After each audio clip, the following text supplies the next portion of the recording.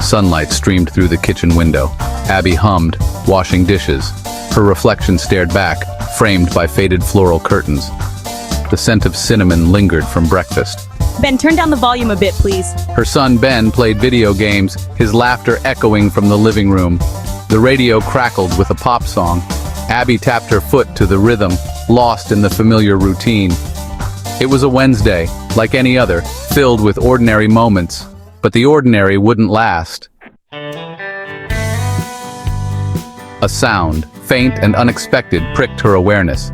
It was so subtle that at first, she thought she might have imagined it.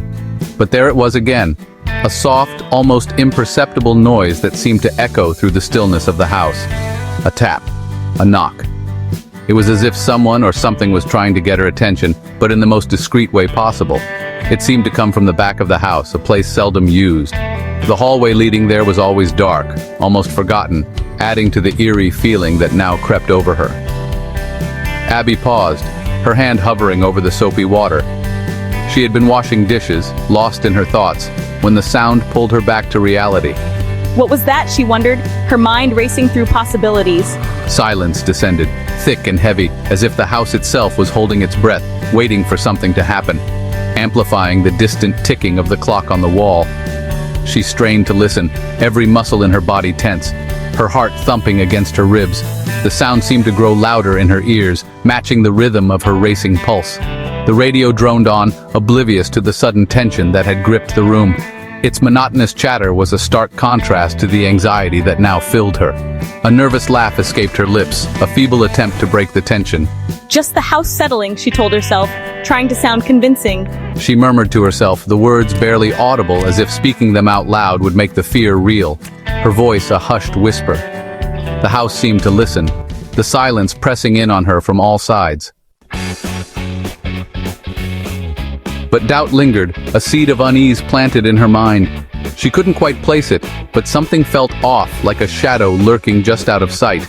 The feeling gnawed at her, a persistent whisper that refused to be silenced. The house, a rambling Victorian passed down through generations, held its secrets close. Its grand facade, though beautiful, seemed to hide more than it revealed. Each brick, each window seemed to watch, to wait. Its bones creaked and groaned, a symphony of age and time. The floors, worn by countless footsteps, told tales of those who had come before. The walls, thick with history, seemed to breathe with the memories they held. Every floorboard, every loose shutter, whispered stories of the past. The house was alive, in its own way, a living testament to the passage of time. It was as if the very air was charged with the echoes of bygone days. Ben's laughter, once a comforting melody, now grates on my nerves. It used to fill the house with warmth, but now it feels out of place, a jarring note in the symphony of unease that surrounds us. She dried her hands, her gaze drawn to the hallway leading to the back of the house. The dim light cast long shadows, and she felt a chill run down her spine. It was as if the darkness itself was watching her. The air hung heavy, thick with the weight of unseen eyes. She could almost hear the whispers, the faint echoes of voices long gone. It was a feeling she couldn't shake, a sense that something or someone was always there. Mom, are you okay? The concern in Kyle's voice was clear, and it pulled her from her thoughts. She forced a smile, trying to hide the unease that had settled in her heart. I'm fine, Kyle, just thinking. She hoped her words were convincing, but she knew that Kyle could sense the tension. It was something they all felt, an unspoken worry that hung over them like a cloud. The ordinary day had taken a turn, a subtle shift that left her feeling unsettled. The familiar streets, the routine of daily life, all seemed different now, tinged with a sense of foreboding. And Abby couldn't shake the feeling that something was about to change. It was a feeling that had been growing, a sense that the echoes in the silence were trying to tell her something. She just didn't know what it was yet. Ben, turn that down, honey. I need to concentrate. He mumbled a response, the volume decreasing slightly. Taking a deep breath, Abby walked toward the hallway, each step echoing in the silence. The air grew cooler as she moved away from the sunlit kitchen. Shadows stretched, long and distorted, as if reaching out to grab her. She reached the door at the end of the hallway, its paint peeling, the brass knob cold beneath her touch.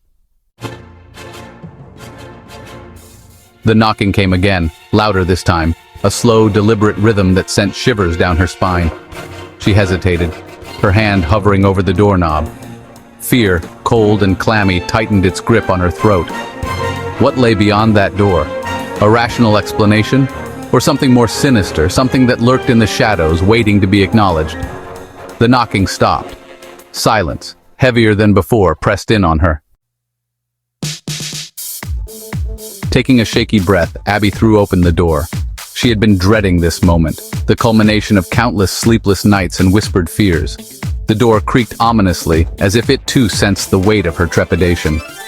The room, shrouded in darkness, greeted her with an eerie stillness. It was as if the very air was holding its breath, waiting for something to happen. Shadows clung to the corners, refusing to be banished by the weak light from the hallway. She fumbled for the light switch, but the bulb remained stubbornly unlit. Her fingers brushed against the cold, unyielding plastic, but no light came to her aid. The darkness seemed almost alive, pressing in on her from all sides. Dust motes danced in the sliver of sunlight that pierced through the gaps in the boarded-up windows.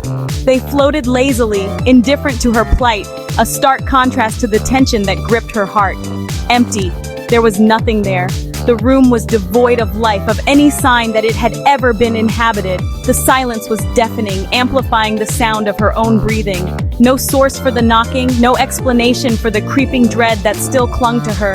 Her mind raced, trying to rationalize the irrational, to find a logical explanation for the illogical. She told herself it was just the wind, a loose pipe, anything but the impossible.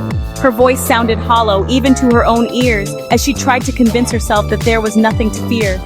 But as she closed the door, a whisper of sound reached her ears. It was faint, almost imperceptible, but it sent a chill down her spine.